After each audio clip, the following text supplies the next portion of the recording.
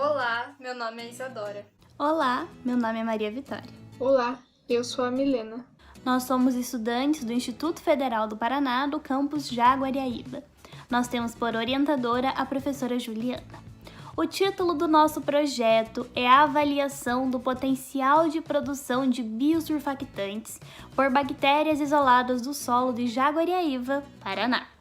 Os biosurfactantes são compostos de origem microbiana que exibem propriedades surfactantes, isto é, possuem porções hidrofílicas e hidrofóbicas, que permitem diminuir a tensão superficial e oferecem alta capacidade emulsificante. Neste contexto, há diversos biopolímeros que podem ser obtidos através do metabolismo de fungos, leveduras e bactérias, que comumente apresentam as vantagens de biodegradabilidade, baixo índice de toxicidade, resistência ao pH e a mudanças de temperatura e biocompatibilidade em comparação com surfactantes produzidos sinteticamente. O tipo e a quantidade do micro-organismo podem ser definidos a partir do substrato utilizado como fonte de carbono, que podem ser provenientes de resíduos agroindustriais ou fontes renováveis, ou seja, alternativas de baixo custo. O solo é rico em biodiversidade microbiana, sendo uma grande área de estudo para o isolamento de micro-organismos que podem ser potenciais para a produção de biosurfactante, com diversas aplicações industriais. Estudos apontam que os biosurfactantes podem ser utilizados como anticorrosivos em indústrias de detergente, em processos de biorremediação, entre outros. Visto a necessidade de sintetizar moléculas que contribuam com conceitos de sustentabilidade e na execução de processos de baixo custo, esta pesquisa tem por intuito isolar e quantificar micro-organismos do solo de Jaguariaíba, Paraná, com potencial atividade biosurfactante, além de potencializar essa ação biosurfactante por meio de um regime de fermentação, utilizando substratos alternativos. A coleta da amostra foi realizada em solo jaguariaibense, no estado do Paraná, com o auxílio de um frasco com tampa e uma espátula previamente esterilizados. Retirou-se o material a 10 cm da superfície aproximadamente. Todos os experimentos foram realizados em triplicata. Primeiramente, realizou-se o método de diluição seriada, com o intuito de diminuir a concentração de células, realizada até 10 a menos 10, todas submetidas à agitação em vórtice para a homogeneização após sua diluição. Posteriormente, as diluições foram plaqueadas através do método de superfície, utilizando meio de cultivo PCA. As placas foram incubadas por 24 horas a 30 graus. Após o período de incubação, foi realizada a contagem de unidades formadoras de colônia por ml. Essa contagem expressa o número de células viáveis presentes no solo. Os diferentes tipos de colônias foram separadas mediante observação visual de cor, tamanho, borda, brilho e coloração de grã. As colônias morfologicamente distintas foram separadas através do método de semeadura por esgotamento em PCA, incubadas a 30 graus por 24 a 48 horas. As bactérias isoladas e selecionadas para o teste de biosurfactante foram submetidas durante 20 minutos à centrifugação de 6.000 rotações por minuto para a separação das células do sobrenadante. A redução da tensão superficial é importante para analisarmos se houve a produção de biosurfactante no caldo livre de células. Utilizando uma moeda e com o auxílio de uma pipeta Pasteur, realizou-se a contagem de gotas que eram necessárias para que o líquido extravasasse pelas bordas da moeda. Vale ressaltar que esse experimento foi realizado em triplicata.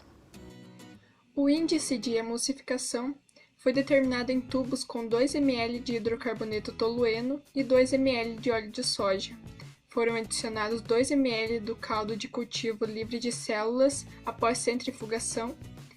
Cada tubo foi submetido para agitação em vórtice durante 2 minutos. O cálculo de emulsificação foi realizado após 24 horas, conforme a metodologia de Iqbal e colaboradores. Os tipos morfológicos de bactérias encontrados foram: amostra 1 apresentou textura cremosa com borda irregular, amostra 2 apresentou textura brilhante com borda regular e cor creme, Amostra 3, textura brilhante, borda regular e cor amarela. Todas as amostras apresentaram gram positivo e do tipo Bacillus. Dessa forma, verificou-se a diversidade microbiana do solo. A tensão superficial verificada a partir da relação entre a água e o caldo livre de células constatou a presença de biosurfactante nas 3 amostras. Obteve-se como maior resultado de redução da tensão superficial, sendo esse 66,6% decorrente da amostra 2. Sendo assim, nós podemos aperfeiçoar e melhorar alguns parâmetros para que possamos produzir biosurfactante proveniente do solo. A amostra isolada de número 3 apresentou maior índice de emulsificação em óleo de soja e tolueno após 24 horas de repouso, sendo estes 64% e 44% respectivamente. Pode-se observar a maior eficácia sobre o óleo de soja do que sobre o tolueno.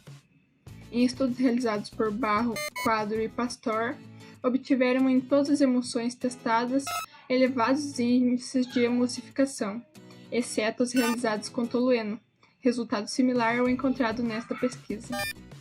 Velioglu e Urec, em 2014, utilizando Pleurotus rajor-caju em cultivo sólido, alcançaram valor de índice de emulsificação sobre óleo de soja de 54,55%. Também demonstrando o óleo de soja ser o melhor emulsificante. O índice de emulsificação pode ser alterado de acordo com a afinidade do biosurfactante produzido pelo micro-organismo e o hidrocarboneto utilizado para emulsificação.